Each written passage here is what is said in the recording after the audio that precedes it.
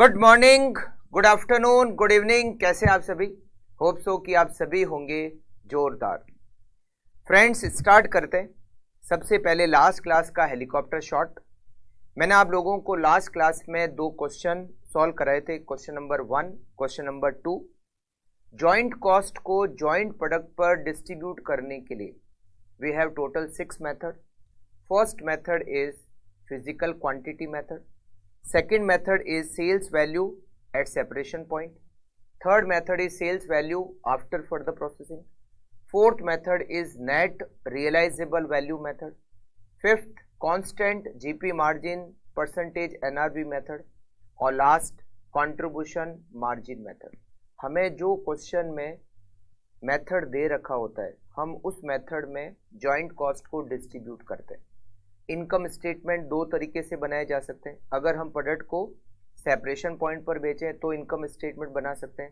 Further process करने के बाद बेचें तो इनकम स्टेटमेंट बना सकते हैं। अगर प्रोडक्ट को सेपरेशन पॉइंट पर सेल करते हैं तो इनकम स्टेटमेंट कैसे बनाएंगे?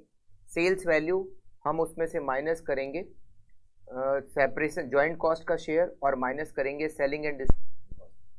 बट अगर प्रोडक्ट को फर्दर प्रोसेस करने के बाद सेल किया जाए तो हम सेल्स वैल्यू में से माइनस करेंगे फर्दर प्रोसेसिंग कॉस्ट, माइनस करेंगे जॉइंट कॉस्ट और माइनस करेंगे selling and distribution cost.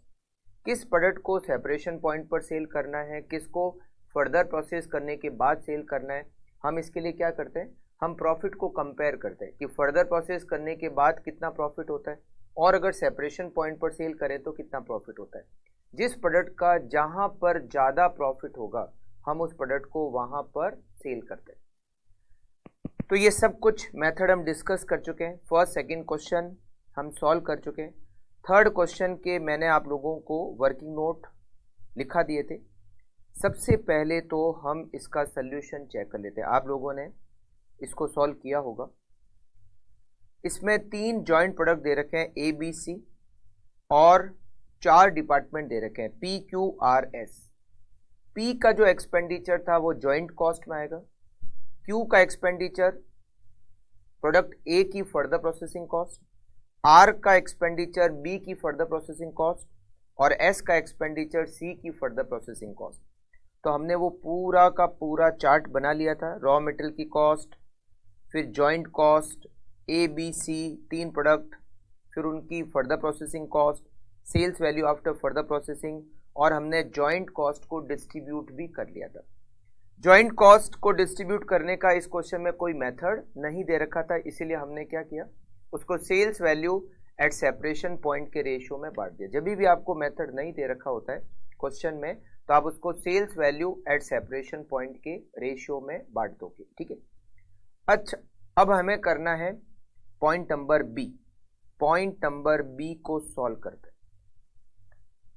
Point number B में हमें इनकम स्टेटमेंट बनाना है कि अगर हम प्रोडक्ट को फर्दर प्रोसेस करने के बाद बेच देते हैं तो कितना प्रॉफिट होगा। Income statement further processing.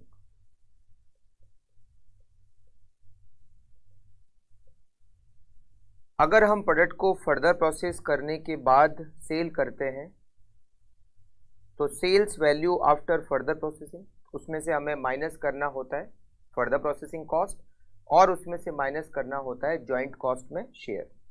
3 product हैं A, B, C और टोटल। सबसे पहले हम लिख देते हैं सेल्स वैल्यू। A की सेल्स वैल्यू फर्दर प्रोसेस होने के बाद A की quantity 44,000 kg multiply by 32, it is 14,08,000।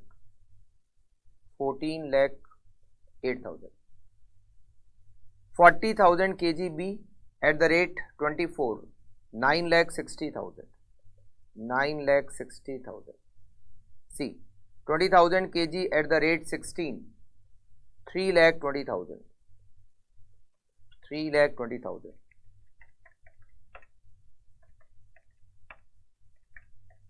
Total 26,88,000। हम इसमें से माइनस करेंगे फर्दर प्रोसेसिंग कॉस्ट और माइनस करेंगे जॉइंट कॉस्ट, ठीक है। तो हमें क्या मिलेगा, अच्छा सेलिंग एंड डिस्ट्रीब्यूशन की कॉस्ट इस क्वेश्चन में हमें नहीं दे रखी है, तो हमें क्या मिलेगा, हमें हर प्रोडक्ट का प्रॉफिट या लॉस मिल जाएगा।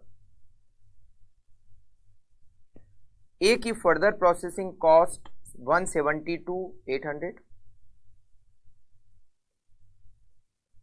बी की फर्दर प्रोसेसिंग कॉस्ट 1,15,200, सी की फर्दर प्रोसेसिंग कॉस्ट 64,800 और टोटल फर्दर प्रोसेसिंग कॉस्ट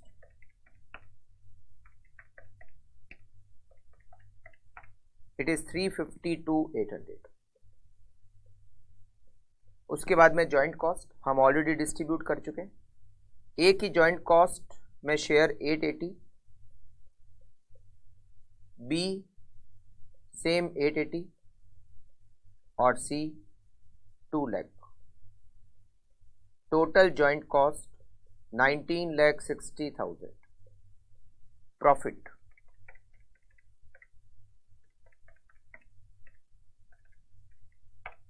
355,200।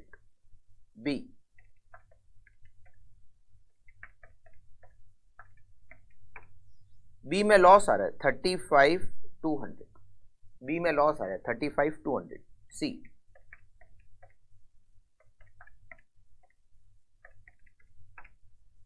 सी में प्रॉफिट 55,200 एंड टोटल 375,200। अब हम पॉइंट नंबर सी में इनकम स्टेटमेंट प्रिपेयर करेंगे। अगर हम प्रोडक्ट को सेपरेशन पॉइंट पर सेल करते हैं तो कितना प्रॉफिट या कितना लॉस होगा। सेपरेशन पॉइंट 3 प्रोडक्ट है हमारे A B C.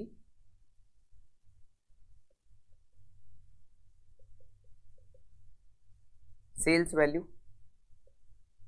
Minus joint cost, तो हमें मिलेगा प्रॉफिट।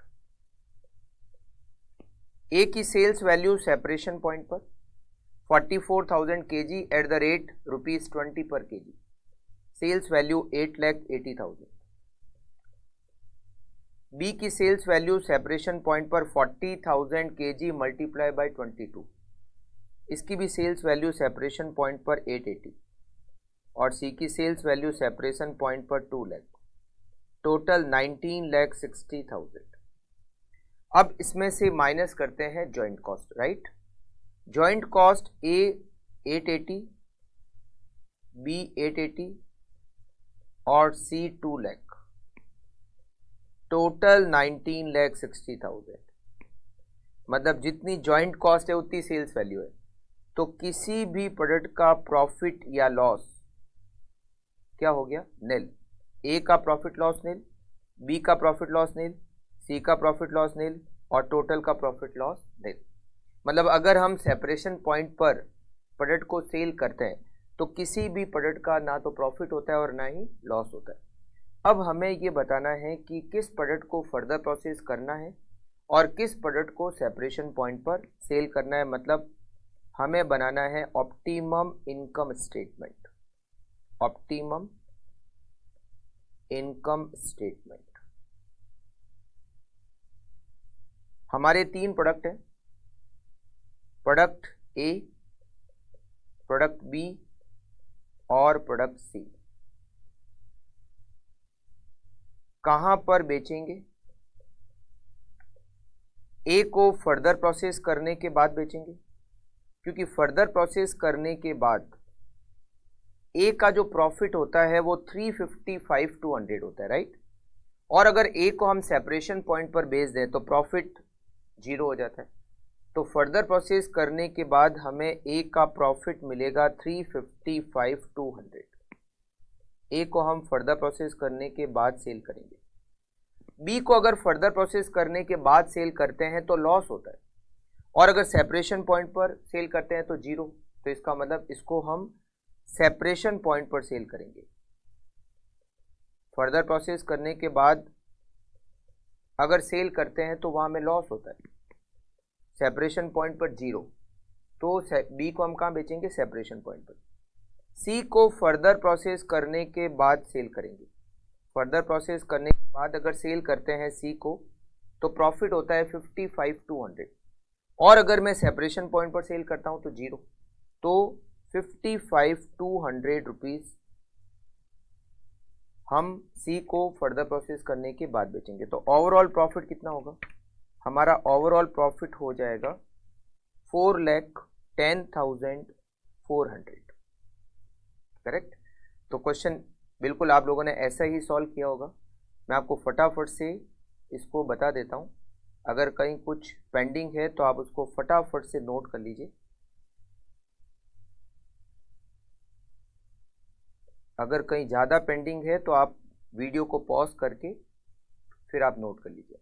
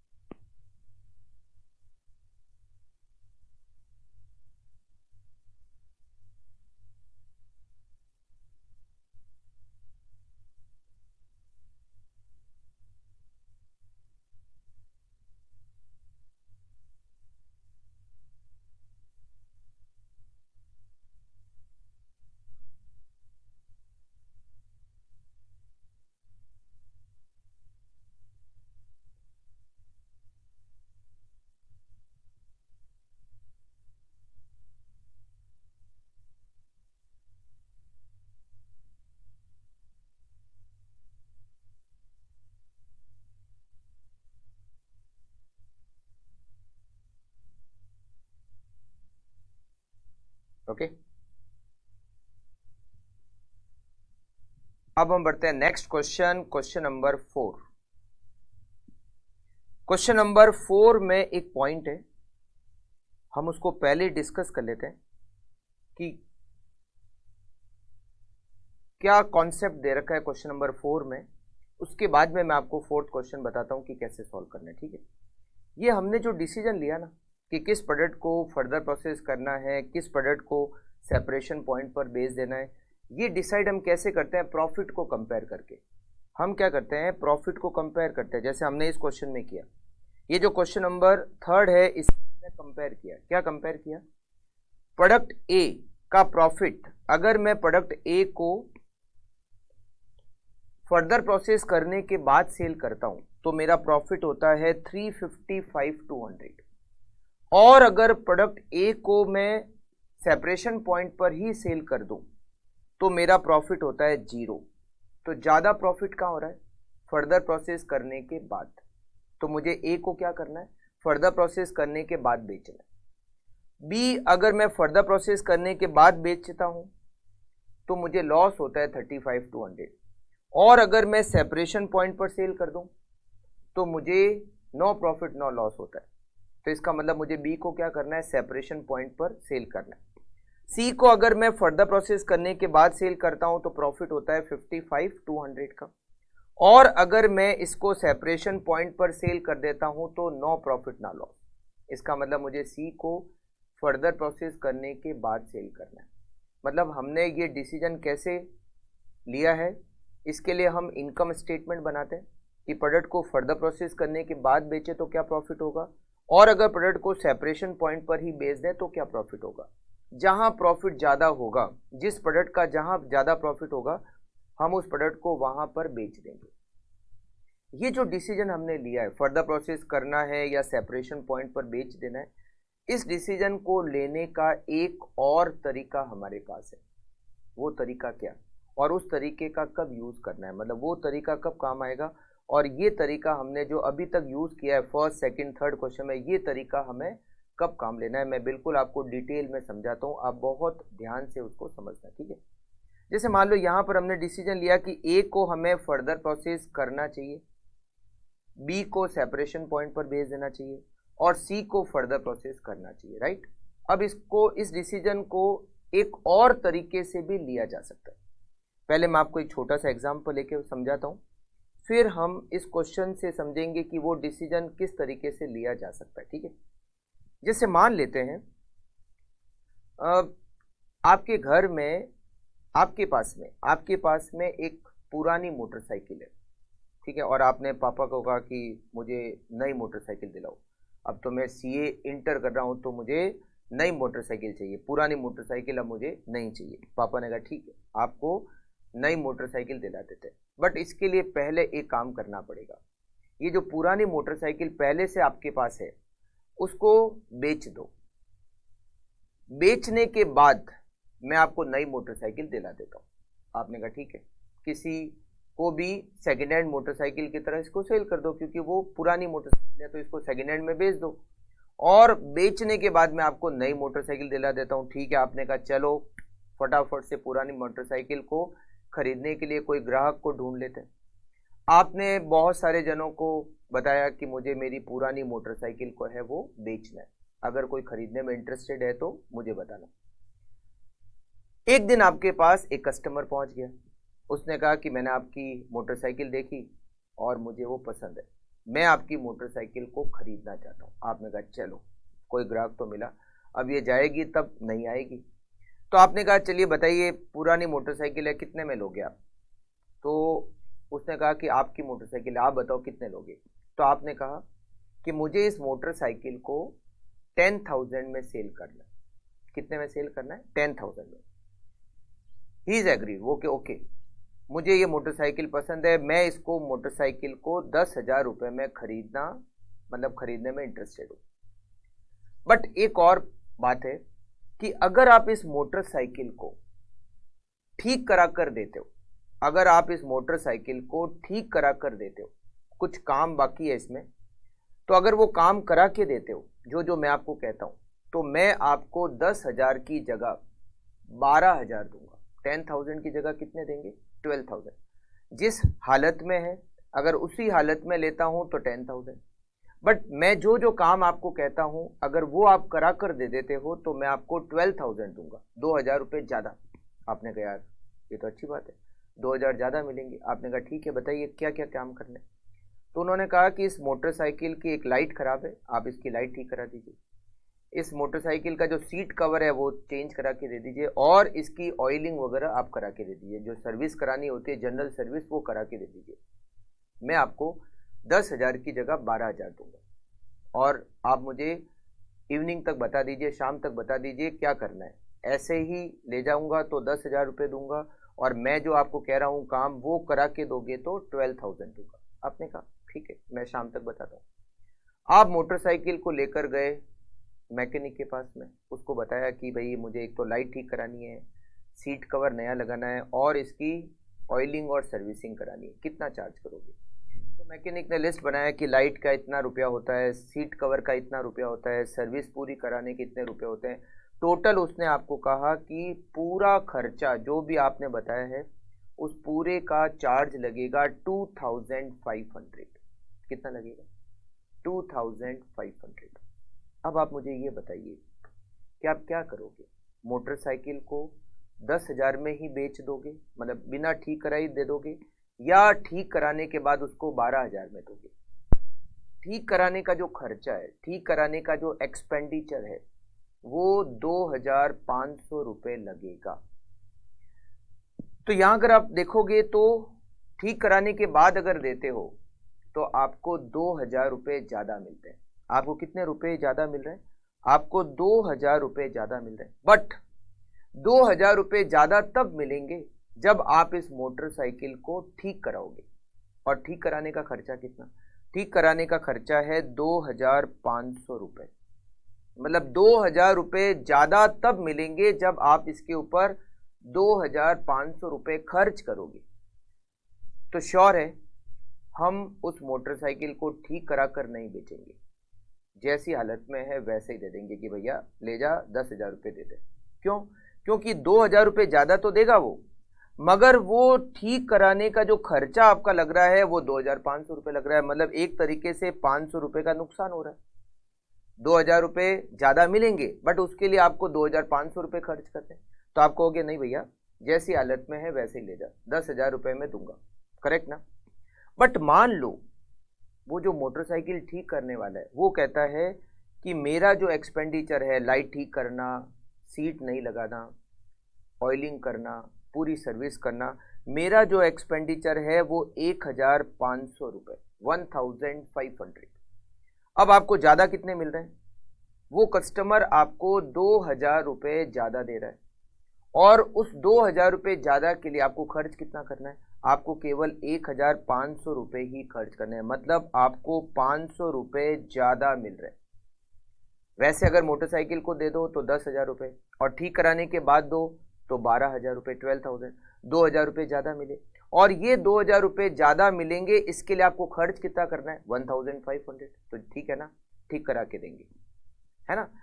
तो ये डिसीजन आपके लिए ऐसे भी लिया जा सकता है। कैसे आपने एक्सपेक्ट दिया कि आपको ज़्यादा कितने मिल रहे हैं? एडिशनल रिसिप्ट, एडिशनल रिसिप्ट, और उसमें से माइनस किया ठीक कराने का रिपेयर का expenses, repair expenses. Additional receipt है 2,000 के वैसे बेचो तो 10,000, ठीक कराने के बाद बेचो तो 12,000, तो 2,000 रुपये ज़्यादा मिल रहा है। और उसमें से आप माइनस करोगे रिपेयर का एक्सपेंडिचर। अगर रिपेयर का एक्सपेंडिचर मान लेते हैं 2,500 है, तब तो ये नेगेटिव आ गया 500 रुपये।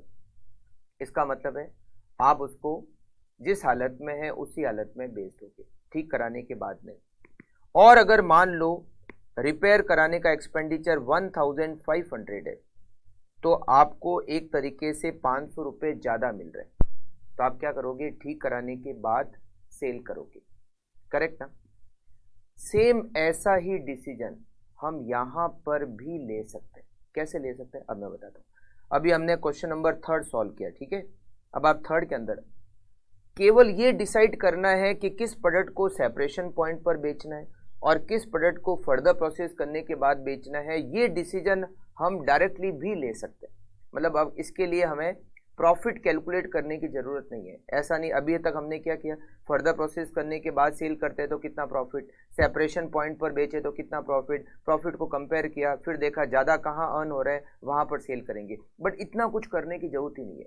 हम डायरेक्टली डिसाइड कर सकते हैं कि किस प्रोडक्ट को सेपरेशन पॉइंट पर सेल करना है और किस प्रोडक्ट को फर्दर प्रोसेस करने के बाद सेल करना है। अब मैं बताता हूँ कैसे, है ना? समझना बिल्कुल। अब जैसे मान लेते हैं ये प्रोडक्ट ए है, ठीक है? प्रोडक्ट ए को अगर मैं सेपरेशन पॉइंट पर सेल करता हूं, अगर मैं प्रोडक्ट ए को सेपरेशन पॉइंट पर सेल करता हूं तो कितने रुपए मिलते हैं? 44,000 kg एट द रेट ₹20। मतलब मुझे रुपए मिलते हैं 8,80,000। अगर मैं इसको सेपरेशन पॉइंट पर सेल करता हूं तो मुझे 8,80,000 रुपीज मिलते हैं। और अगर मैं प्रोडक्ट को ए को फर्दर प्रोसेस करने के बाद सेल करता हूं तो कितने मिलते हैं? 44,000 मल्टीप्लाई बाय 32, मुझे मिलते हैं 14,08,000। कितने मिलते हैं? 14,08,000। सेपरेशन पॉइंट पर सेल करता हूं तो 8,80,000 मिलते हैं, और अगर फर्दर प्रोसेस करने के बाद सेल करता हूं तो 14,08,000 मिलते हैं। जैसे अब मैंने अभी एग्जांपल लिया, मोटरसाइकिल जिस हालत में है वहीं बेच दो तो 10,000, और मोटरसाइकिल को ठीक कराने के बाद बेचो तो 12,000, है ना? तो यहाँ पर अगर मैं प्रोडक्ट को सेपरेशन पॉइंट पर सेल कर देता हूँ तो मुझे 8,80,000 मिलते हैं, और अगर मैं फर्दर प्रोसेस करने के बाद बेचता हूँ तो मुझे 14,08,000 मिलते हैं। ज़्यादा मिल रहे हैं? कितने ज़्यादा मिल रहे हैं? 14,08,000 माइनस 8,80,000, मुझे 5,28,000 ज़्यादा मिलेंगे। मुझे कितने ज़्यादा मिलेंगे? 5,28,000 ज़्यादा मिलेंगे। बट ये ज़्यादा तभी मिलेंगे ना जब मैं फर्दर प्रोसेस करूँगा। मोटरसाइकिल के 2,000 रुपये ज़्यादा मिलेंगे, मगर ज़्यादा तब मिलेंगे ना जब मुझे इसकी रिपेयर करा के मुझे रिपेयर करानी पड़ेगी।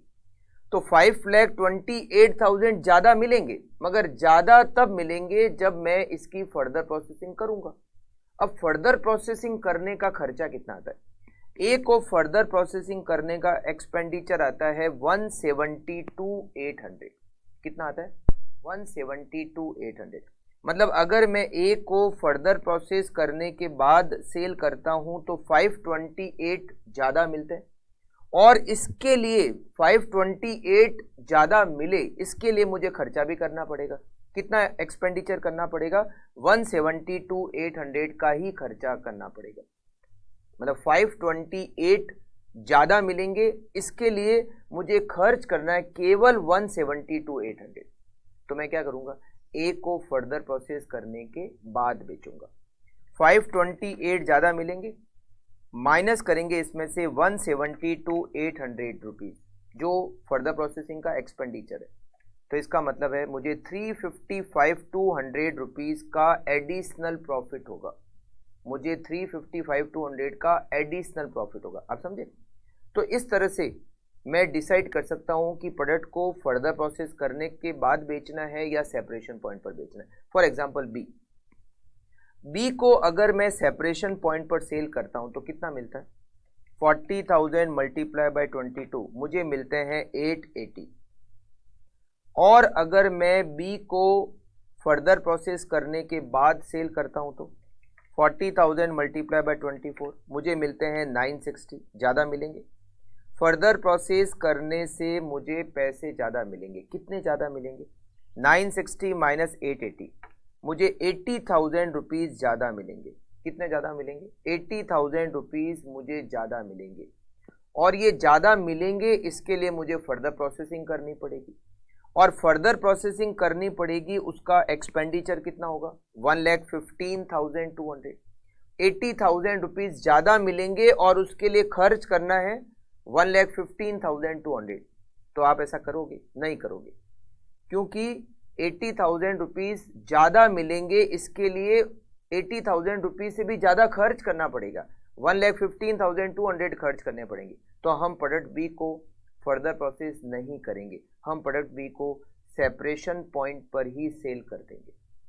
मतलब आपको दो चीज़ें कैलकुलेट करनी है, सेपरेशन पॉइंट पर बेचें और फर्दर प्रोसेस करने के बाद बेचें। तो दिखती बात है, फर्दर प्रोसेस करने के बाद बेचेंगे तो पैसे ज़्यादा मिलेंगे।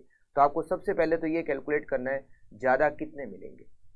सेपरेशन पॉइंट पर बेचें कि तो कितना, फर्दर प्रोसेस करने के बाद बेचें तो कितना, तो एडिशनल कितना पैसा मिल रहा है, एडिशनल कितना पैसा मिल रहा है, उसमें से आपको माइनस करना पड़ेगा फर्दर प्रोसेस करने का एक्सपेंडिचर। जैसे अभी मोटरसाइकिल में हमने क्या किया कि मोटरसाइकिल को जिस हालत में वहीं बेच दें तो 10,000, और मोटरसाइकिल को ठीक कराने के बाद बेचे तो 12,000। तो ज़्यादा मिला। ज़्यादा कितना मिला? 2,000।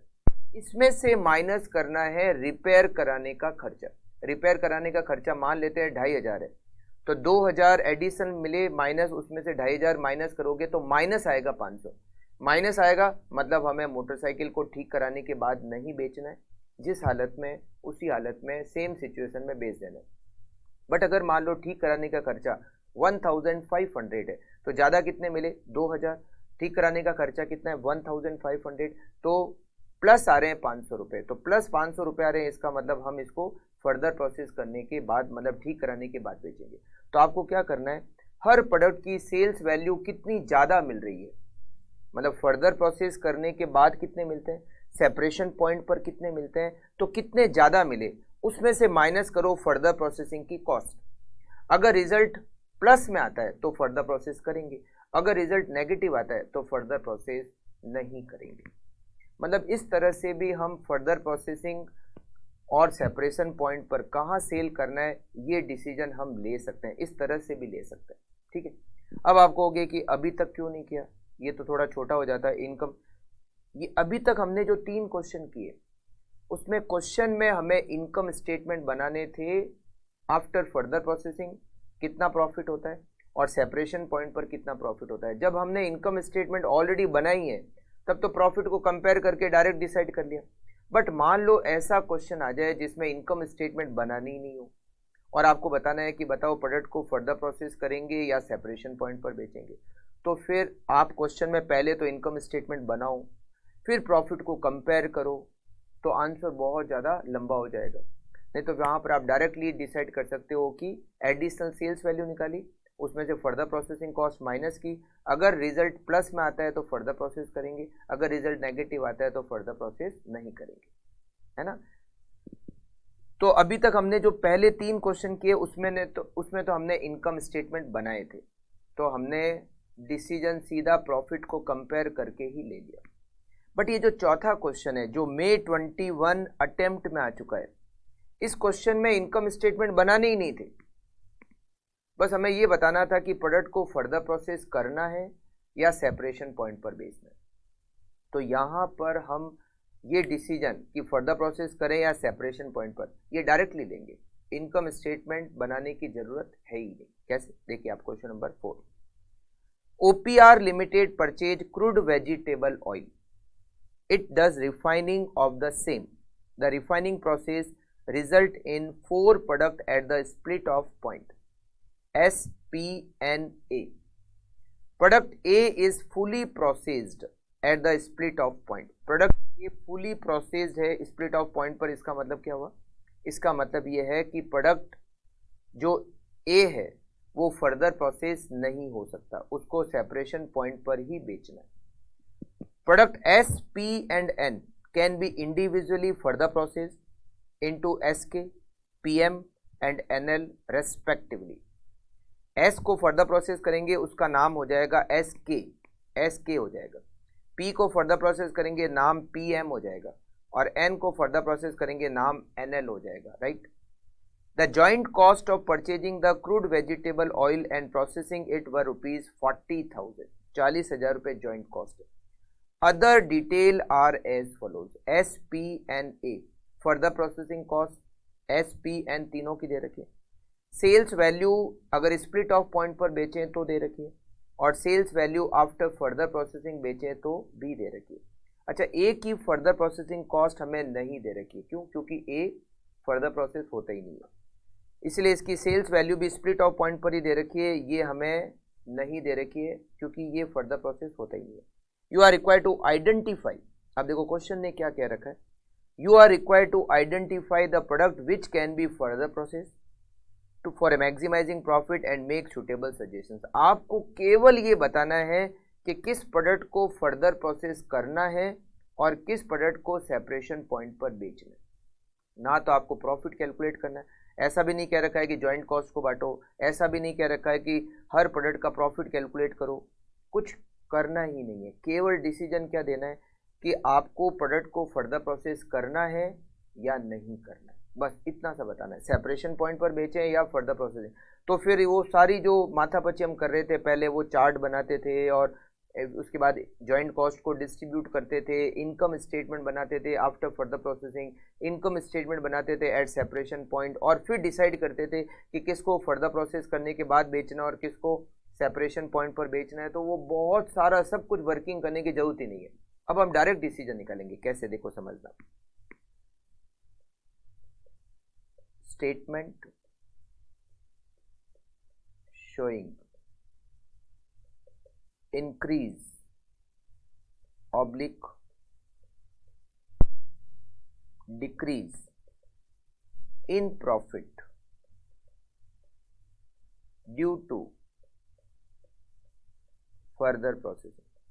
फर्दर प्रोसेसिंग करने से प्रॉफिट इंक्रीज होता है या डिक्रीज होता है, प्रॉफिट बढ़ेगा या प्रॉफिट घट जाएगा, सीधा हम ये स्टेटमेंट बनाएंगे।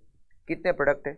S, P and A। अब देखो A तो वैसे भी प्रोसेस होता ही नहीं है, तो हमें डिसाइड किसके बारे में करना है? S के बारे में, P के बारे में और N के बारे में, ठीक है। अब कैसे? सबसे पहले हम यहाँ पर लिखेंगे increase in sales value, increase in sales value due to further processing. Further processing करने से हमारी सेल्स वैल्यू कितनी बढ़ेगी? जैसे मोटरसाइकिल को रिपेयर कराने से कितने रुपए ज़्यादा मिलेंगे? तो वैसे मिलते हैं 10,000, रिपेयर कराने के बाद देते हैं तो मिलते हैं 12,000, तो ज़्यादा कितने मिले? 2,000। तो यहाँ पर भी हम ऐसे निकालते हैं, एस को अगर मैं फर्दर प्रोसेस करने के बाद सेल करता हूं तो कितने मिलते हैं? 1,20,000। और अगर सेपरेशन पॉइंट पर सेल कर देते हैं तो 20,000 ज़्यादा मिलेंगे। सेपरेशन पॉइंट पर बेच देते हैं तो 20,000, फर्दर प्रोसेस करने के बाद सेल करते हैं तो 1,20,000 ज़्यादा मिल रहे हैं। कितने ज़्यादा मिल रहे हैं? 1 लाख रुपए ज़्यादा मिल रहे हैं। 1 लाख रुपए ज़्यादा मिल रहे हैं। इसमें से माइनस करेंगे further processing cost. Further processing cost, further processing cost S की कितनी है? 80,000। फर्दर प्रोसेसिंग कॉस्ट लगेगी 80,000। तो यहां पर रिजल्ट क्या आ रहा है? प्लस में आ रहा है। कितना? 20,000। Increase oblique decrease, increase oblique decrease in profit. Profit या तो बढ़ेगा या घटेगा। तो यहां पर प्रॉफिट एस में प्रॉफिट बढ़ रहा है, तो हम क्या करेंगे? पॉइंट ऑफ सेल कहां पर बेचेंगे? हम एस को फर्दर प्रोसेस करने के बाद सेल करेंगे। फर्दर प्रोसेसिंग करनी है, क्योंकि फर्दर प्रोसेस करने से हमें 20,000 रुपये प्रॉफिट ज़्यादा मिलेगा। मतलब अगर सेपरेशन पॉइंट पर बेचें तो हमें प्रॉफिट कम मिलेगा, अगर हम फर्दर प्रोसेस करने के बाद बेचें तो 20,000 रुपीज़ का प्रॉफिट ज़्यादा मिलता है। तो हम एस को फर्दर प्रोसेस करने के बाद बेचेंगे, है ना। ये डायरेक्ट डिसीजन हो गया, ठीक। अच्छा, पी को अगर मैं फर्दर प्रोसेस करने के बाद बेचूं तो कितने मिलते हैं? 40,000। अगर मैं उसको सेपरेशन पॉइंट पर बेच दूं तो कितने मिलते हैं? 12,000। तो ज़्यादा मिलते हैं। कितने ज़्यादा मिलते हैं? 28,000। 28,000 रुपीज़ की सेल्स वैल्यू बढ़ जाती है ना। सेल्स वैल्यू जो है वो 28,000 रुपीज़ बढ़ जाती है। बट इसके लिए मुझे फर्दर प्रोसेसिंग करनी पड़ेगी, और फर्दर प्रोसेसिंग की कॉस्ट पी में कितनी है? 32,000 फर्दर प्रोसेसिंग कॉस्ट है। जैसा अभी हमने एग्जांपल लिया था मोटरसाइकिल में कि ज़्यादा मिलेंगे 2,000, बट मान लो रिपेयर कराने का एक्सपेंडिचर 2,500 है, तो दिखती बात है हम रिपेयर कर नहीं बेचेंगे, प्रॉफिट 500 रुपये से कम हो जाता है। तो यहाँ पर हमें 4,000 रुपये का नुकसान होता है अगर हम प्रोडक्ट को फर्दर प्रोसेस करने के बाद में बेचते हैं। तो हम क्या करेंगे? प्रोडक्ट को सेपरेशन पॉइंट पर ही बेच देंगे, सेपरेशन पॉइंट पर ही बेच देंगे। अब एन को अगर मैं सेपरेशन पॉइंट पर सेल करता हूं तो 28,000, और अगर फर्दर प्रोसेस करने के बाद बेचता हूं तो 48,000। तो ज़्यादा मिल रहे हैं। कितने ज़्यादा मिल रहे हैं? 20,000 रुपीज़ ज़्यादा मिल रहे हैं। कितने मिल रहे हैं ज़्यादा? 20,000। 20,000 रुपये ज़्यादा मिलेंगे। और इसकी फर्दर प्रोसेसिंग कॉस्ट कितनी है? 36,000। 36,000 इज फर्दर प्रोसेसिंग कॉस्ट। इसका मतलब है मेरा प्रॉफिट 16,000 रुपये से कम हो जाएगा अगर मैं फर्दर प्रोसेस करता हूं तो मैं एन को भी क्या करूंगा? सेपरेशन पॉइंट पर सेल कर दूंगा। तो फाइनल डिसीजन क्या हुआ? केवल एस को फर्दर प्रोसेस करना है, पी एन को सेपरेशन पॉइंट पर बेचना है, और ए तो वैसे भी सेपरेशन पॉइंट पर ही सेल होता है, फर्दर प्रोसेस होता ही नहीं है। तो यहां पर हमें फर्दर प्रोसेस किसको करना है? फर्दर प्रोसेसिंग प्रोडक्ट एस, और सेपरेशन पॉइंट पर कहां किसको बेचना है? सेपरेशन पॉइंट पर प्रोडक्ट पी एन एंड ए। केवल एस फर्दर प्रोसेस होगा और बाकी के तीनों प्रोडक्ट सेपरेशन पॉइंट पर ही सेल हो जाएंगे। मतलब ये डायरेक्ट डिसीजन हो गया। अच्छा, इस क्वेश्चन ने इनकम स्टेटमेंट वैसे कुछ बनानी नहीं था। अगर इनकम स्टेटमेंट बनाने होते तो हम क्या करते? पहले तो जॉइंट कॉस्ट को डिस्ट्रीब्यूट करते। जॉइंट कॉस्ट हमारी कितनी है? 40,000। तो पहले तो जॉइंट कॉस्ट को तीनों प्रोडक्ट में डिस्ट्रीब्यूट करते हैं। उससे भी पहले वो पूरा चार्ट बनाते, है ना, कि रॉ मटेरियल उसको प्रोसेस किया, 3 प्रोडक्ट बने एस पी एन ए, मतलब 4 प्रोडक्ट बने S P N A, S further process, P further process, N further process, E को वहीं पर बेचेंगे। सेपरेशन पॉइंट पर कितनी sales value, further processing cost कितनी, after further processing sales value कितनी। उसके बाद में जॉइंट कॉस्ट को डिस्ट्रीब्यूट करने का वर्किंग नोट बनाओ, फिर इनकम स्टेटमेंट बनाओ। फर्दर प्रोसेस करने के बाद बेचें तो कितना प्रॉफिट होगा, सेपरेशन पॉइंट पर बेचे तो कितना प्रॉफिट होगा, फिर प्रॉफिट को कंपेयर करो कि किस प्रोडक्ट का कहाँ ज़्यादा प्रॉफिट हो रहा है उसको वहाँ बेचेंगे। कितनी लंबी चौड़ी माथापच्ची। बट यहाँ पर हमने डायरेक्ट डिसीजन ले लिया। अगर क्वेश्चन में इनकम स्टेटमेंट बनाने होते तो श्योर है हम ये क्वेश्चन उसी तरीके से सॉल्व करते हैं जैसा हमने फर्स्ट सेकंड थर्ड किया था। बट इस क्वेश्चन में इनकम स्टेटमेंट बनानी नहीं है। इसने केवल पूछा है कि किस प्रोडक्ट को फर्दर प्रोसेस करना है और किस प्रोडक्ट को सेपरेशन पॉइंट पर बेचना है, तो हम ये डिसीजन डायरेक्टली ले सकते हैं। ठीक है, तो आप इसको फटाफट से कंप्लीट कर लीजिए और ये हमारा क्वेश्चन नंबर जो 4 है वो कंप्लीट हो गया।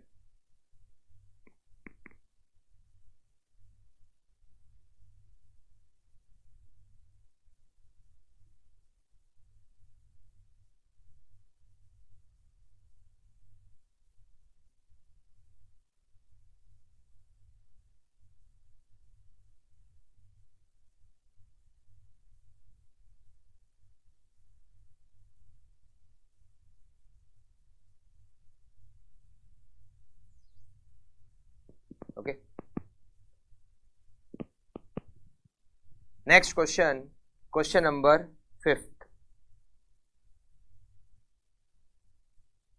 Question number 5, inorganic chemical purchase salt and process it into more refined product such as caustic soda, chlorine and PVC। Salt को वो परचेज करते हैं, मतलब सॉल्ट पता है क्या, यहाँ पर रॉ मटेरियल। सॉल्ट को वो प्रोसेस करते हैं और उससे क्या बनता है, कास्टिक सोडा, क्लोरीन और PVC. In the month of July inorganic chemical purchase salt for ₹40,000। Salt क्या, रॉ मटेरियल। रॉ मटेरियल की कॉस्ट दे रखी है 40,000। Conversion cost, conversion cost is basically process cost, मतलब जो हम रॉ मटेरियल को प्रोसेस करते हैं उसके बाद ही तो हमें जॉइंट प्रोडक्ट मिलते हैं। तो कन्वर्जन कॉस्ट मतलब प्रोसेस करने की कॉस्ट जो है वो दे रखी है 60,000। तो 40,000 रॉ मटेरियल की कॉस्ट, 60,000 उसको प्रोसेस करने की कॉस्ट, दोनों की टोटल होती है 1 लाख। तो ये जो 1 लाख है it is joint cost. Were incurred up to the split off point at which time 2 saleable product were produce. 2 product मिलते हैं, ऊपर तो 3 दे रखे, यहाँ कह रहा है 2 प्रोडक्ट मिले। Chlorine can be further process into PVC. Okay, 2 product ही मिलते हैं। यहाँ पर ये कह रखा है कि एक तो मिलता है कास्टिक सोडा और एक मिलता है क्लोरीन। फिर क्लोरीन को अगर फर्दर प्रोसेस किया जाए तो बनता है पीवीसी। मतलब सॉल्ट रॉ मटेरियल है, उसको जब प्रोसेस करते हैं तो 2 प्रोडक्ट मिलते हैं, कास्टिक सोडा और chlorine.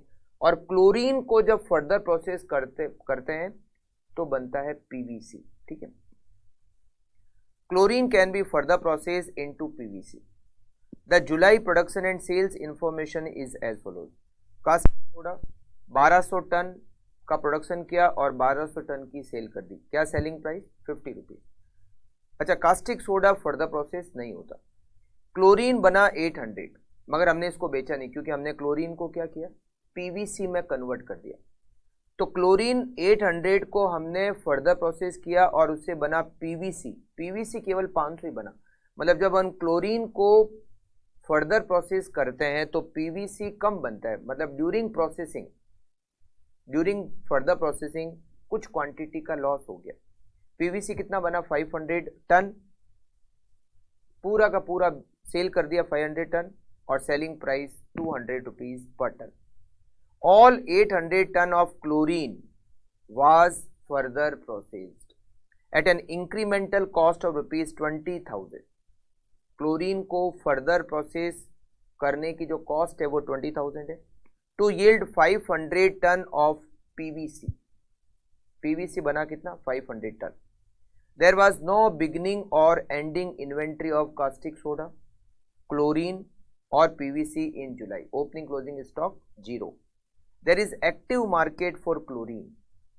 Inorganic chemical could have sold all its July production of chlorine at ₹75 per ton। अगर हम क्लोरीन को फर्दर प्रोसेस नहीं करते हैं, क्लोरीन को फर्दर प्रोसेस करके हम पीवीसी में कन्वर्ट करके सेल कर रहे हैं। बट अगर हम चाहें तो क्लोरीन को फर्दर प्रोसेस नहीं करें तो हम क्लोरीन को सेल कर सकते हैं ₹75 पर टन की रेट पर। Required to calculate how joint cost और rupees 1 lakh, joint cost 1 lakh rupees हो गई। कैसे? रॉ मटेरियल की कॉस्ट 40,000 और उसको प्रोसेस करने की कॉस्ट 60,000, दोनों की टोटल मिलकर 1 lakh rupees. Would be apportion between caustic soda and chlorine under each of the following method. हमें जॉइंट कॉस्ट को डिस्ट्रीब्यूट करना है और इसके लिए हमें 3 मेथड से जॉइंट कॉस्ट को डिस्ट्रीब्यूट करना है। मतलब इस क्वेश्चन में हमें जॉइंट कॉस्ट को केवल डिस्ट्रीब्यूट करने का ही बताना है कि जॉइंट कॉस्ट कैसे डिस्ट्रीब्यूट होगी। Sales value at split off point method में, फिजिकल यूनिट मेथड में और estimated net realisable value method में। Second point, life time swimming pool product offer to purchase 800 ton of chlorine in August at ₹75 per ton. This sale of chlorine would mean that no PVC would be produced in August. How the acceptance of this offer for the month of August would affect operating income? ये कह रहा है point number second में कि अगर मान लो हम chlorine को सेल कर दें उसको, अभी हम क्या कर रहे हैं, अभी हमने क्लोरीन को पीवीसी में कन्वर्ट किया और उसके बाद सेल किया।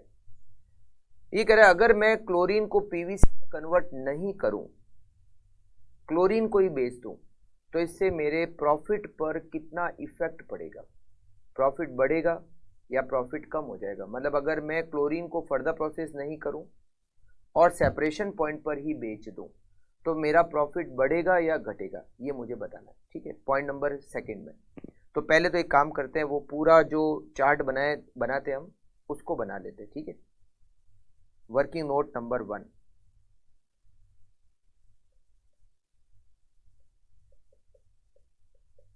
Working note 1, salt. सॉल्ट की क्वांटिटी नहीं दे रखी है, हमने उसको प्रोसेस किया और उससे हमें मिले 2 प्रोडक्ट, कास्टिक सोडा, क्लोरीन। इन दोनों को मिलाकर joint cost,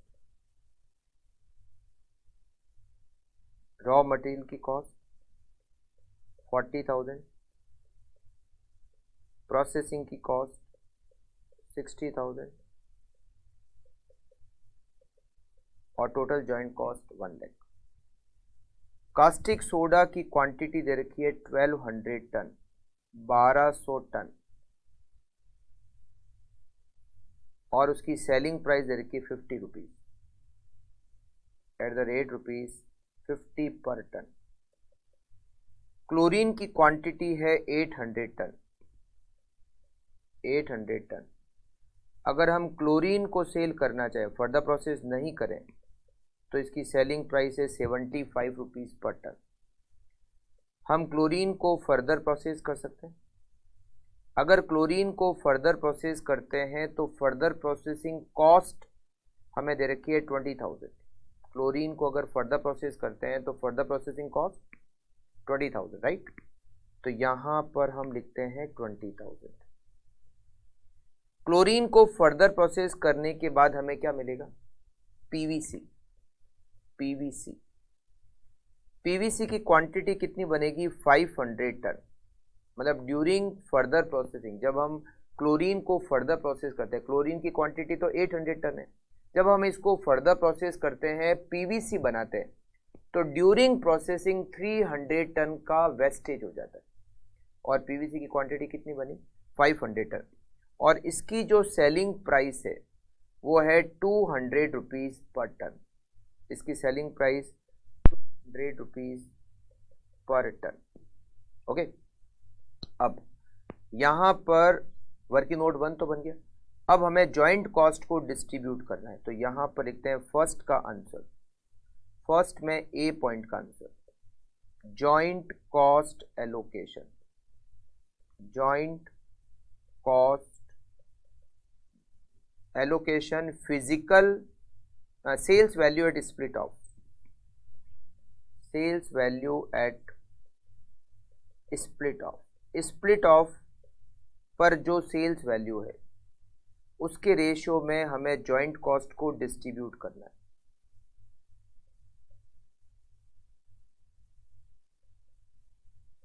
chlorine, sorry caustic soda,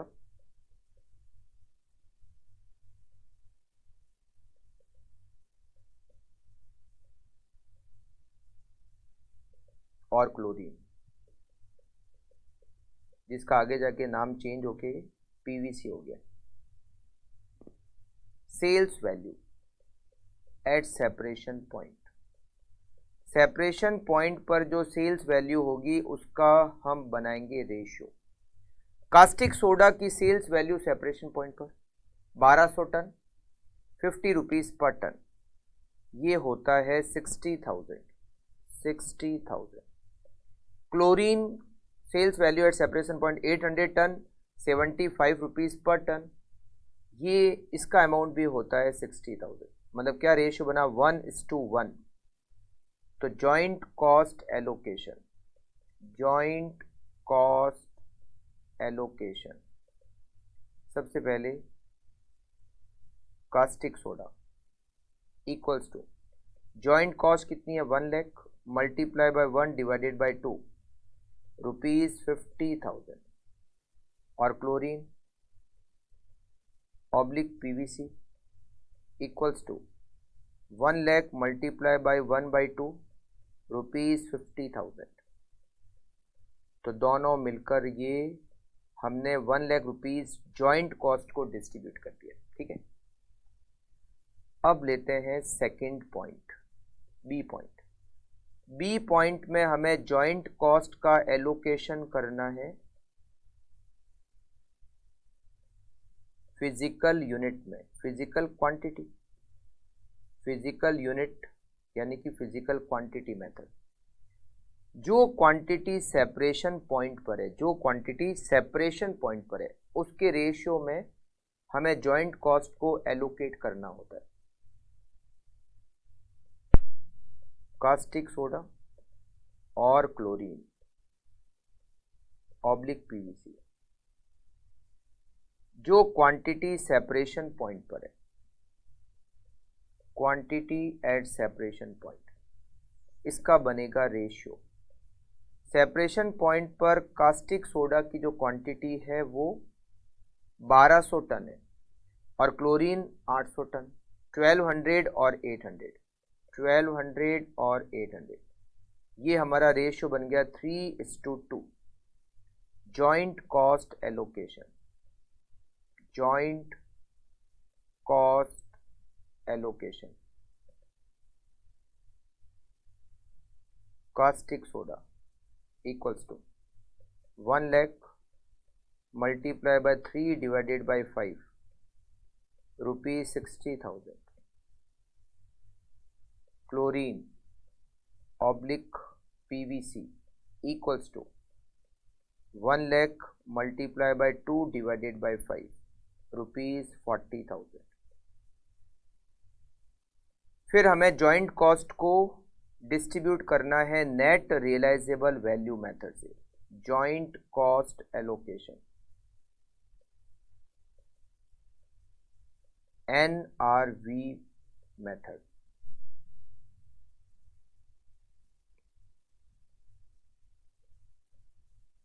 caustic soda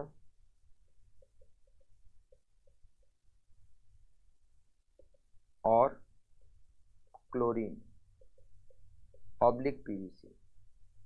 सबसे पहले तो हम इनकी एनआरवी कैलकुलेट करते हैं। एनआरवी का रेशियो बनेगा और उस रेशियो में जॉइंट कॉस्ट को डिस्ट्रीब्यूट करेंगे।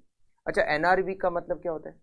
एनआरवी का मतलब होता है जो sales value after further processing है उसमें से माइनस करना है फर्दर प्रोसेसिंग कॉस्ट।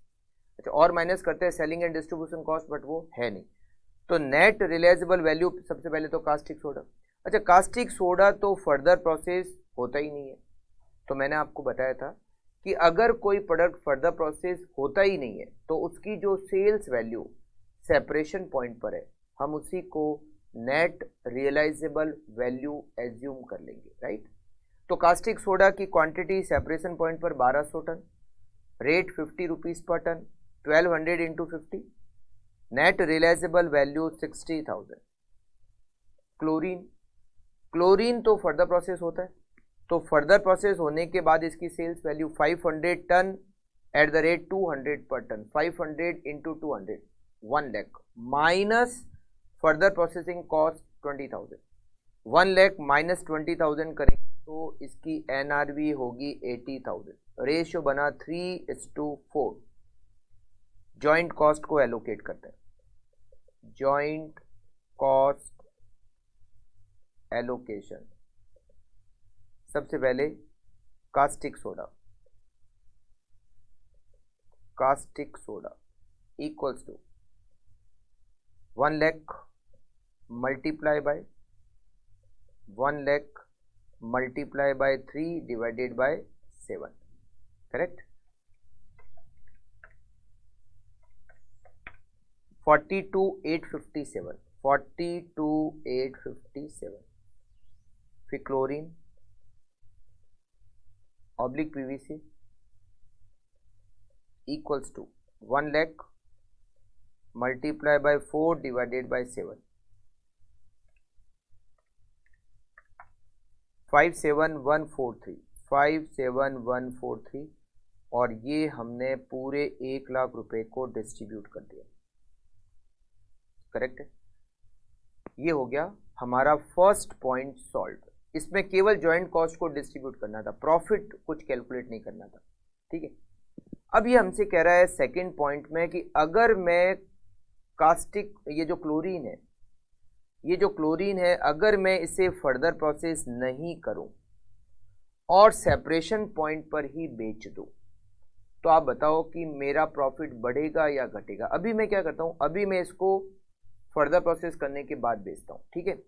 तो देखो अगर मैं इसको सेपरेशन पॉइंट पर बेच दूं तो कितने रुपए मिलते हैं। सेपरेशन पॉइंट पर अगर क्लोरीन को सेल कर दिया जाए तो रुपए कितने मिलते हैं, 800 टन, सेलिंग प्राइस 75 पर टन, तो रुपए मिलते हैं 60,000। कितने मिलते हैं, रुपए मिलते हैं 60,000, 60,000 रुपए मिलते हैं अगर मैं इसको सेपरेशन पॉइंट पर सेल कर देता हूं तो। और अगर मैं इसको फर्दर प्रोसेस करने के बाद सेल करता हूं तो रुपए कितने मिलते हैं, 500 टन इंटू 200 1 लाख रुपए मिलते हैं। अगर मैं इसको सेपरेशन पॉइंट पर बेच दूं तो 60,000, अगर मैं इसको फर्दर प्रोसेस करने के बाद बेचूं तो 1 लाख। तो ज्यादा मिलते हैं, कितने ज्यादा मिलते हैं, 40,000 रुपए ज्यादा मिलते हैं। बट इसके लिए खर्च कितना करना है, 20,000 खर्च करना है। 40,000 रुपए ज्यादा मिलेंगे और खर्च करने पड़ेंगे केवल 20,000। इसका मतलब फर्दर प्रोसेस करने से मेरा प्रॉफिट 20,000 रुपए बढ़ता है। अभी मैं क्या कर रहा हूं, अभी मैं फर्दर प्रोसेस करने के बाद ही बेच रहा हूं। बट अगर मैंने इसको फर्दर प्रोसेस नहीं किया और सेपरेशन पॉइंट पर बेच दिया तो मेरा प्रॉफिट 20,000 रुपए से कम हो जाएगा, क्योंकि अभी तो मैं फर्दर प्रोसेस करने के बाद बेचता हूं। फर्दर प्रोसेस करने से मेरा प्रॉफिट 20,000 रुपए बढ़ रहा है। फर्दर प्रोसेस करने से मेरा प्रॉफिट 20,000 रुपीज से इंक्रीज हो रहा है। अगर मैं प्रोडक्ट को सेपरेशन पॉइंट पर सेल कर दूंगा तो मेरा प्रॉफिट 20,000 रुपए से डिक्रीज हो जाएगा। मतलब मुझे इसको फर्दर प्रोसेस करना है, जो अभी हम कर रहे हैं। अब अगर मैं सेपरेशन पॉइंट पर बेच दूं तो देखो आप इसको लिखोगे कैसे, point number second, increase oblique decrease in profit due to further processing. Further processing करने से प्रॉफिट बढ़ता है या घटता है, पहले तो इसको कैलकुलेट करता है। प्रॉफिट इंक्रीज हो रहा है या डिक्रीज हो रहा है। फर्दर प्रोसेस करने से मेरी सेल्स वैल्यू बढ़ रही है, increase in sales value due to further processing. Further process करने से मेरी सेल्स वैल्यू इंक्रीज हो रही है। फर्दर प्रोसेस करने के बाद अगर सेल करते हैं तो 1 लाख रुपए मिलते हैं, सेपरेशन पॉइंट पर सेल करते हैं तो 60,000 मिलते हैं। तो कितना ज्यादा मिल रहा है, 40,000 रुपए ज्यादा मिल रहा है। और फर्दर प्रोसेसिंग कॉस्ट है कितनी, फर्दर प्रोसेसिंग कॉस्ट 20,000 है। इसका मतलब है फर्दर प्रोसेस करने से मेरा प्रॉफिट इंक्रीज हो रहा है, इंक्रीज इन प्रॉफिट 20,000। अच्छा, ऊपर जो हेडिंग लगाई है इसमें लिख देते हैं increase decrease in profit due to further processing of chlorine, अगर मैं क्लोरीन को, वैसे कास्टिक सोडा तो फर्दर प्रोसेस होता ही नहीं है, अगर मैं क्लोरीन को फर्दर प्रोसेस करता हूं तो मेरा प्रॉफिट 20,000 से बढ़ रहा है, और अभी मैं क्या कर रहा हूं, फर्दर प्रोसेस करने के बाद में ही सेल कर रहा हूं।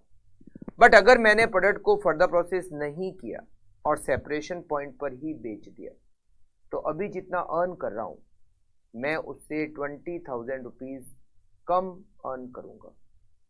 If chlorine is not further process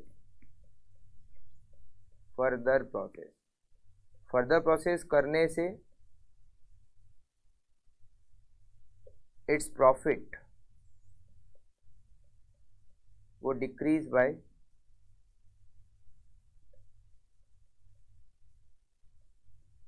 ₹20,000। अभी मैं फर्दर प्रोसेस करता हूं और उससे मेरा प्रॉफिट 20,000 रुपये इंक्रीज हो रहा है। बट अगर मैं फ्यूचर में फर्दर प्रोसेस नहीं करूंगा तो अभी मैं जितना अर्न कर रहा हूं उससे मैं 20,000 रुपये 20,000 रुपीज मेरा प्रॉफिट उससे कम हो जाएगा। मुझे यही बताना था कि मैं फर्दर प्रोसेस नहीं करता हूं तो प्रॉफिट बढ़ेगा या घटेगा। अभी मैं फर्दर प्रोसेस कर रहा हूं, तो अगर फ्यूचर में फर्दर प्रोसेस नहीं करता हूं तो प्रॉफिट अभी जितना अर्न हो रहा है उससे 20,000 रुपीज डिक्रीज हो जाएगा। आप इसको कंप्लीट कर लीजिए।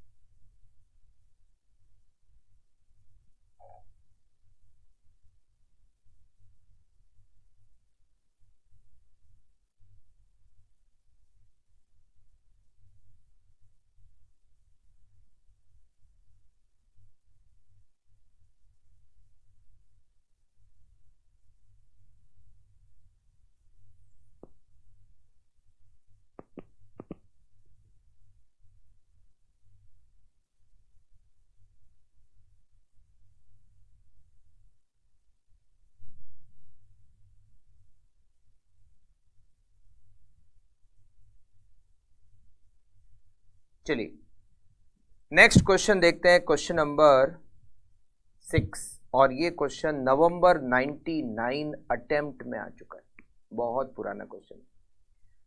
The sunshine oil company purchase crude vegetable oil, it does refining the same, the refining process result into 4 product at the split off point MNOP।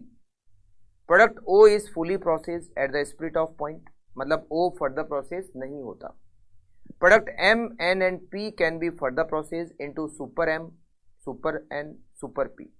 In the most recent month of October 2018, the output at split of point M 3 lakh gallons, N O P सबकी quantity दे रखी है। Joint cost of purchasing the crude vegetable oil and processing it were ₹40 lakh। हमें joint cost की total दे रखी है। Joint cost की total कितनी हो गई? जॉइंट कॉस्ट की टोटल हो गई 40 लाख, जिसमें रॉ मटेरियल की कॉस्ट और उसको प्रोसेस करने की कॉस्ट दोनों को इंक्लूड करके ही हमें डायरेक्टली अमाउंट दे रखा है 40 lakh. Sunshine had no beginning और ending inventory. Sale of October product O, ये जो O है वो फर्दर प्रोसेस नहीं होता, उसकी सेल्स वैल्यू 20 लाख रुपीज, मतलब जो सेल्स वैल्यू दे रखी है वो सेपरेशन पॉइंट पर दे रखी है, फर्दर प्रोसेस वैसे भी वो होता नहीं है। Total output of product MNP was further processed and sold। को N को और P को हमने फर्दर प्रोसेस किया और उसके बाद बेचा। Data related to October 2018 are as follows. Super M को जब हम फर्दर प्रोसेस करते हैं तो सुपर M बन जाता है। फर्दर प्रोसेसिंग कॉस्ट 80 लाख और सेल्स वैल्यू 1 करोड़ 20 लाख। फिर N 32 lakh further processing cost और sales value 40 lakh. Super P 36 lakh further processing cost और sales value 48 lakh. Sunshine has option to selling product at split off point, वो चाहता है तो MNP को सेपरेशन पॉइंट पर भी बेच सकता है। अगर सेपरेशन पॉइंट पर सेल किया जाए तो M की सेल्स वैल्यू 20 लाख, N की 12 लाख और P की 28 lakh. you are required to answer how the joint cost would be allocated between each product under each of the following method: sales value at split of physical output और estimated NRV. जो हमने last question में 3 method से joint cost को distribute किया था, same to same 3 methods में इस क्वेश्चन को भी हमें जॉइंट कॉस्ट को डिस्ट्रीब्यूट करना है। B point, could Sunshine have increase its October 2018 earning by making different decision about the further processing of product M N and P. क्या हम नेक्स्ट मंथ प्रॉफिट बढ़ा सकते हैं ये डिसाइड करके कि किस प्रोडक्ट को फर्दर प्रोसेस करने के बाद बेचना और किस प्रोडक्ट को सेपरेशन पॉइंट पर बेचना है। अभी हम क्या कर रहे हैं, अभी हम एम एन और पी को फर्दर प्रोसेस करने के बाद में बेच रहे हैं। तो ये कह रहा है कि अगर हम फर्दर प्रोसेस नहीं करें या करते हैं तो इससे ये बताओ कि प्रॉफिट बढ़ाया जा सकता है, और अगर बढ़ाया जा सकता है तो कितना प्रॉफिट इंक्रीज किया जा सकता है। चलिए सबसे पहले तो हम ए पॉइंट पे फोकस करते हैं। ए पॉइंट में क्या करना है, जॉइंट कॉस्ट को डिस्ट्रीब्यूट करना है। तो सबसे पहले तो हमारा क्वेश्चन का प्रेजेंटेशन वैसे कर लेते हैं। Working note number 1, working note number 1, working note 1, crude vegetable oil. हमने इसको प्रोसेस किया और हमारे प्रोडक्ट बने 4, एम एन ओ और पी। एम की क्वांटिटी हमें दे रखी है 3 lakh gallon, 3 lakh gallon. N की क्वांटिटी दे रखी है 1 lakh gallon, 1 lakh gallon. O की क्वांटिटी दे रखी है 50,000 गैलन, 50,000 गैलन। और पी की क्वांटिटी भी दे रखी है 50,000 गैलन। एम को अगर सेपरेशन पॉइंट पर सेल करते हैं तो देखिए ये जो टेबल दे रखी है सबसे लास्ट, इसमें हमें सबकी सेल्स वैल्यू सेपरेशन पॉइंट पर दे रखी है। एम की सेल्स वैल्यू सेपरेशन पॉइंट पर 20 लाख, एन की सेल्स वैल्यू सेपरेशन पॉइंट पर 12 लाख। ओ वैसे भी सेपरेशन पॉइंट पर सेल होता है और उसकी सेल्स वैल्यू हमें अलग से दे रखी है 20 लाख। और पी को अगर सेपरेशन पॉइंट पर सेल करते हैं तो इसकी सेल्स वैल्यू होती है 28 लाख। एम को हम फर्दर प्रोसेस कर सकते हैं, एन को फर्दर प्रोसेस कर सकते हैं और पी को फर्दर प्रोसेस कर सकते हैं। एम को अगर फर्दर प्रोसेस किया जाए तो एम को फर्दर प्रोसेस करने की कॉस्ट दे रखी 80 लाख रुपीज, 80 लाख। एन को फर्दर प्रोसेस करने की कॉस्ट रुपीज 32 लाख और पी को फर्दर प्रोसेस करने की cost rupees 36 lakh, rupees 36 lakh. M को अगर फर्दर प्रोसेस करने के बाद बेचा जाए तो क्वांटिटी नहीं दे रखी है तो हम ये एज्यूम करेंगे कि क्वांटिटी सेम रहेगी 3 लाख गैलन। एन की क्वांटिटी 1 लाख गैलन और पी की क्वांटिटी 50,000 गैलन, 50,000 गैलन। एम की sales value after further processing 1 crore 20 lakh, 1 crore 20 lakh. N की sales value after further processing 40 lakh rupees, 40 lakh. और पी की sales value after further processing 48 lakh rupees, 48 lakh. ठीक है, अब हम यहां पर लिख लेते हैं जॉइंट कॉस्ट। जॉइंट कॉस्ट हमें दे रखी है 40 लाख रुपए, जॉइंट कॉस्ट रुपीज 40 लाख। ठीक है, ये हमें यहां दे रखी है 40 लाख। अब सबसे पहला हमारा काम है पॉइंट नंबर ए को सॉल्व करना, जिसमें केवल जॉइंट कॉस्ट को बांटना है। ठीक है, तो यहां पर हम लिखते हैं point number A, point number A.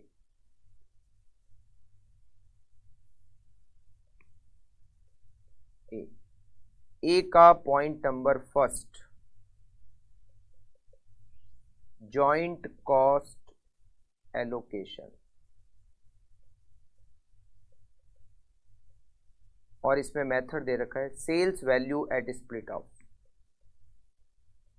Sales value at split off, sales value at split off के रेशियो में हमें जॉइंट कॉस्ट का एलोकेशन करना है। क्या इस क्वेश्चन को आप लोग होमवर्क में कर सकते हैं? आई थिंक कर सकते हैं, नहीं? क्योंकि अब केवल जॉइंट कॉस्ट को बांटना है, और ये बीच वाला पॉइंट आप एक बार इसमें दिमाग लगा सकते हो कि क्या हमें प्रोडक्ट को फर्दर प्रोसेस करना है या नहीं करना है। अभी जो मैंने वो इंक्रीज वाला कॉन्सेप्ट बताया उससे करना है कि अगर सेपरेशन पॉइंट पर बेचें तो क्या मिलता है, फर्दर प्रोसेस करने के बाद बेचें तो क्या मिलता है, और कितना पैसा एडिशन मिलेगा, मतलब फर्दर प्रोसेस करने से कितनी सेल्स वैल्यू ज़्यादा मिलेगी, उसमें से माइनस करना है फर्दर प्रोसेसिंग कॉस्ट। अगर रिजल्ट प्लस में आता है तो प्रोडक्ट को फर्दर प्रोसेस करेंगे, और अगर रिजल्ट नेगेटिव आता है तो प्रोडक्ट को फर्दर प्रोसेस नहीं करेंगे। तो आप एक काम करोगे, इस क्वेश्चन को आप लोग सॉल्व करोगे, इसका ए पॉइंट जॉइंट कॉस्ट को डिस्ट्रीब्यूट करोगे sales value at split off के रेशियो में, फिजिकल क्वांटिटी के रेशियो में, और एनआरवी के रेशियो में। पहले तो ये करोगे, फिर आप ये बताओगे कि बी पॉइंट में कि किस प्रोडक्ट को फर्दर प्रोसेस करना है और किस प्रोडक्ट को फर्दर प्रोसेस नहीं करना है। उसके बाद में प्रॉफिट कितना बढ़ेगा या घटेगा ये मैं आपको नेक्स्ट क्लास में बता दूंगा। मतलब आप एक बार ये पता करके रखना कि किस प्रोडक्ट को फर्दर प्रोसेस करना है और किस प्रोडक्ट को सेपरेशन पॉइंट पर बेचना है, ठीक है। तो आप ये क्वेश्चन को, आगे वाला जो पार्ट है ये आपके लिए हो गया होमवर्क। बिल्कुल आप लोग नेक्स्ट क्लास में इसको पूरा हम आंसर चेक करेंगे कि आपने सही किया या नहीं किया, ठीक है। फिर हम आगे के क्वेश्चन करेंगे, करेक्ट। तो आज की क्लास को हम यहीं पर एंड करते हैं, और जाते जाते हम क्या करते हैं, आज की क्लास का हेलीकॉप्टर शॉट। आज हमने सबसे पहले तो ये डिस्कस किया कि किसी प्रोडक्ट को सेपरेशन पॉइंट पर सेल करना है या फर्दर प्रोसेस करने के बाद सेल करना है। इसको डिसाइड करने का तरीका क्या हो सकता है, ऑल्टरनेटिव तरीका क्या हो सकता है। एक तरीका तो हमने पढ़ा था कि हमने एक इनकम स्टेटमेंट बनाया कि प्रोडक्ट को फर्दर प्रोसेस करने के बाद सेल करते हैं तो क्या प्रॉफिट होगा, और अगर सेपरेशन पॉइंट पर सेल करें तो क्या प्रॉफिट होगा। दो इनकम स्टेटमेंट बने, फिर हमने प्रॉफिट को कंपेयर किया कि अगर एक प्रोडक्ट को सेपरेशन पॉइंट पर बेचे तो प्रॉफिट कितना, फर्दर प्रोसेस करने के बाद बेचे तो प्रॉफिट कितना। प्रॉफिट जहाँ ज़्यादा हो रहा है हम उस प्रोडक्ट को वहाँ पर बेचेंगे। अगर सेपरेशन पॉइंट पर ज़्यादा प्रॉफिट हो रहा है तो हम वहाँ बेचेंगे, और अगर फर्दर प्रोसेस करने पे ज़्यादा प्रॉफिट हो रहा है तो फर्दर प्रोसेस करने के बाद बेचेंगे। ये तो हो गया एक तरीका। बट एक और तरीका है जिसमें हम क्या करते हैं, increase in sales value calculate करते हैं। हर प्रोडक्ट की increase in sales value, increase in sales value कैसे निकालते हैं, sales value at separation point और sales value after further processing दोनों कैलकुलेट करते हैं। जो sales value after further processing होगी वो sales value at separation point से ज़्यादा होगी। तो कितनी ज़्यादा है उसको हमें लिखना है इंक्रीज इन सेल्स वैल्यू, उसमें से माइनस करना है फर्दर प्रोसेसिंग कॉस्ट को। अगर रिजल्ट प्लस में आता है तो इसका मतलब है फर्दर प्रोसेस कर, और अगर रिजल्ट नेगेटिव आता है इसका मतलब फर्दर प्रोसेस नहीं करना है, सेपरेशन पॉइंट पर बेच देना है, ठीक है। ऐसा हमने क्वेश्चन किया क्वेश्चन नंबर 4, और ऐसा हमने क्वेश्चन नंबर 4 में इस तरह से क्यों सॉल्व किया, वो इनकम स्टेटमेंट बना के क्यों नहीं सॉल्व किया, क्योंकि क्वेश्चन नंबर 4 में इनकम स्टेटमेंट बनाने ही नहीं थे। तो जब किसी क्वेश्चन में इनकम स्टेटमेंट ही नहीं बनाने हैं तो फिर प्रॉफिट हमने कैलकुलेट किया ही नहीं, और जब प्रॉफिट कैलकुलेट हुआ ही नहीं तो फिर वो डिसीजन लेंगे कैसे। तो यहाँ पर हमें क्या करना है, डायरेक्ट डिसीजन लेना है। Increase in sales value minus further processing cost, plus में रिजल्ट आता है तो फर्दर प्रोसेस करेंगे, नेगेटिव रिजल्ट आता है तो सेपरेशन पॉइंट पर सेल कर देंगे।